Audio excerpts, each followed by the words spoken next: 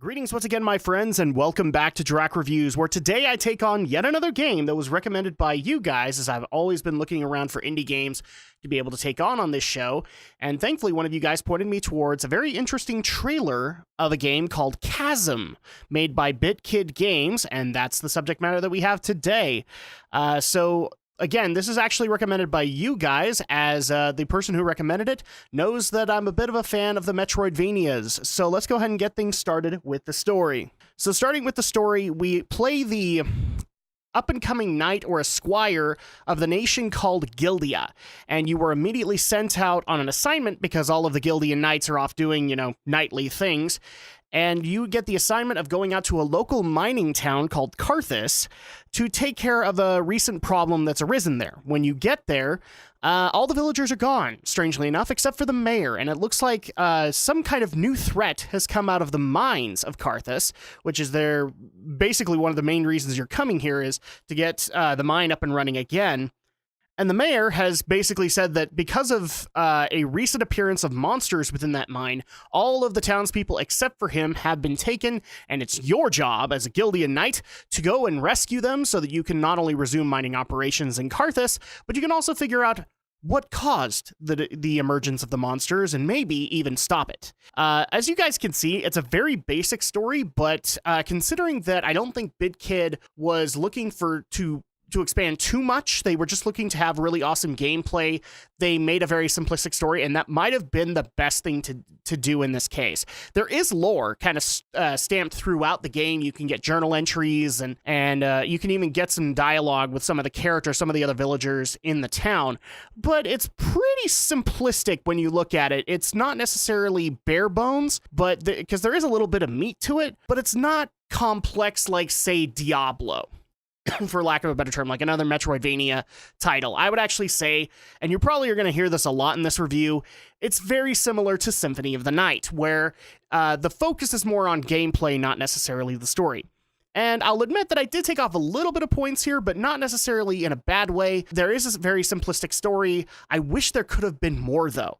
I think that you could have fleshed it out just a little bit more, and you still would have been able to have the same kind of effect. You still would have been able to emphasize gameplay and also be able to give a little bit more meat to the story as well. Moving on into visuals. This is going to be another one where I took a little bit of points off because visuals are fairly basic here.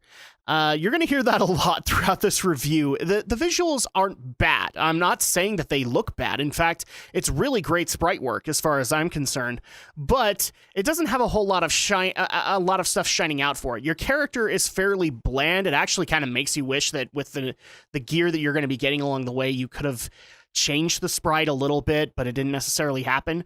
However, the thing that helps with that is the boss designs as well as the monsters. The monster design and the areas, they pretty much sell this game. It's not necessarily your main character or any of the human characters. It is the monsters. I actually got really intrigued every time I stepped into a new area just to see what new monsters that we might actually find. And tremendous sprite work was being done with those monsters and the boss design, so I'm going to go ahead and give them compliments there. It's just unfortunate that the human characters, while somewhat interesting visually, they're all kind of bland. I have no problem saying that, and so that's why I took a little bit of points off in the visuals. The monsters look great, but you could have done a little bit more work when it came to the human characters. Moving on into gameplay. Now, gameplay is actually where this gets a little intriguing. A lot of the gameplay here mirrors what you've played in other Metroidvanias like Symphony of the Night, where you can equip new gear, you can be able to backtrack in all of these new areas with new abilities to be able to not only rescue the villagers, but also be able to get these little perks like lottery wheels to increase your stats or decrease them. The other interesting element is that this actually runs off of similar tech that we've seen in other roguelikes like Rogue Legacy, Diablo, stuff like that, where you can actually randomize worlds, and each world that actually gets set up with your character isn't necessarily the same as when it was in your last playthrough. And that's pretty cool.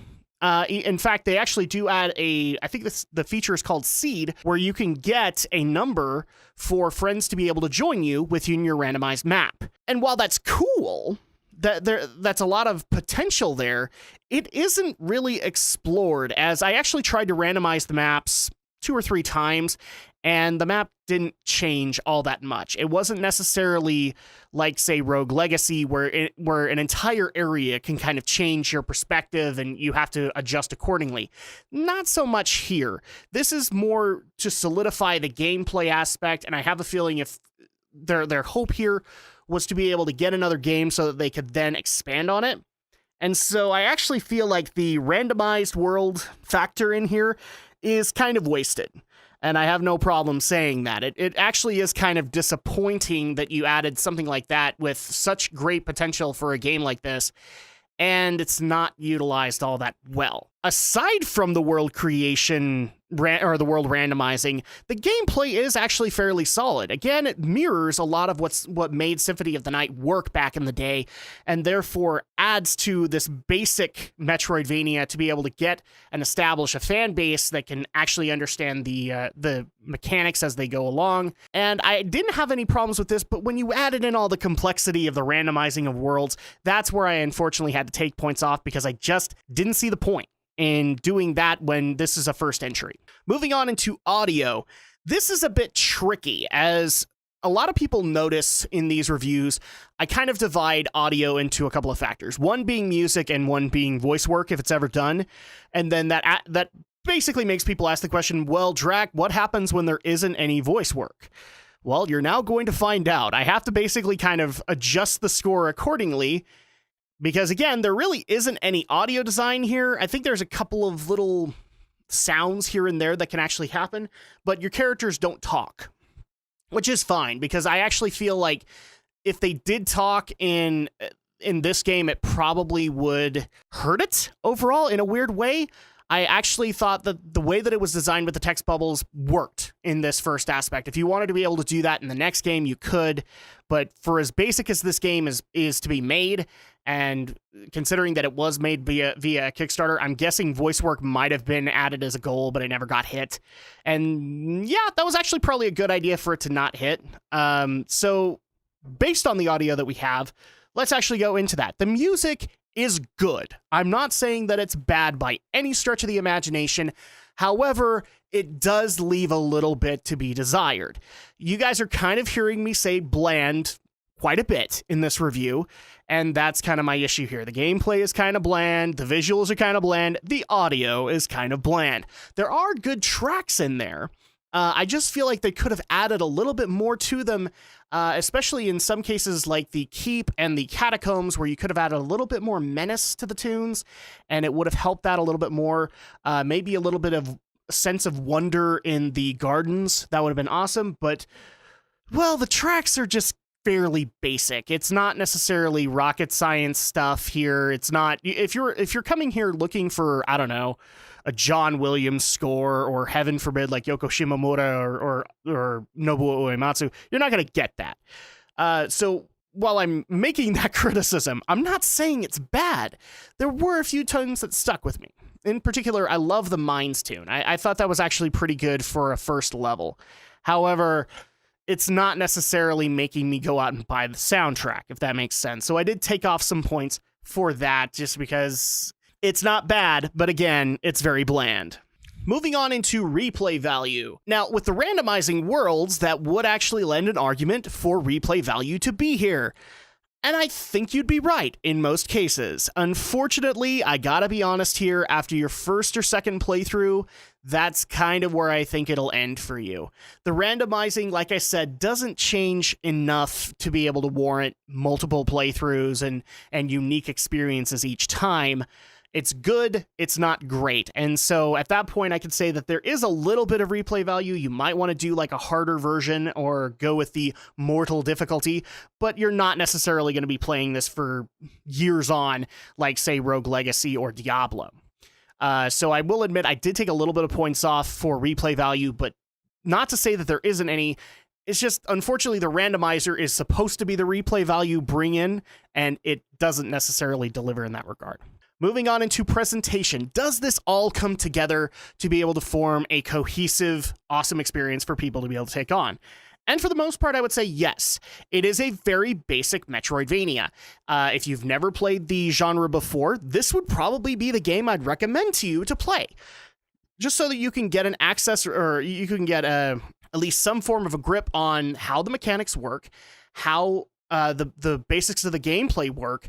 But if you then wanted to branch out of that, then I'd recommend games like Symphony of the Night, games like the Metroid series, to give you something to be able to do. But this would actually be a fairly good basic one to get people started into the genre, and the presentation that it has right there fits that model. It's not good, or it's not great, but it's just about right for that, which is why I have no problem giving Chasm an 8 out of 10. It is a solid first effort, especially at least in my opinion, BitKid Games' first effort, because I've never actually played a game from BitKid up until this point. I think it was a good effort. It is very basic, but now that you've figured out the formula, now is when we extend things, we evolve, we continue to grow, whether it be this game or the next game. We learn from this experience, and then we add a little bit more flair and a little bit more ambition to the project. And I look forward to seeing what BitKid can come up with in the future. But I'm not saying that this is necessarily bad, but it's very basic. And so you need to know what you're walking into in that regard. So I think an 8 out of 10, a solid B, considering it's a first entry, it works out. But is it worth it? Currently, you can get Chasm for PlayStation 4, PlayStation Vita, and PC, and it is available for $19.99. Is it worth it at that price?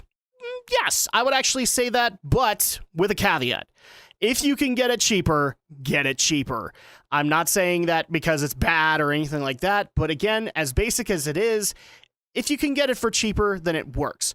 If you can only get it for full price, then it is worth this price for you, as long as you're a Metroid fan or a Metroidvania fan and just looking for a way to be able to get started into this experience.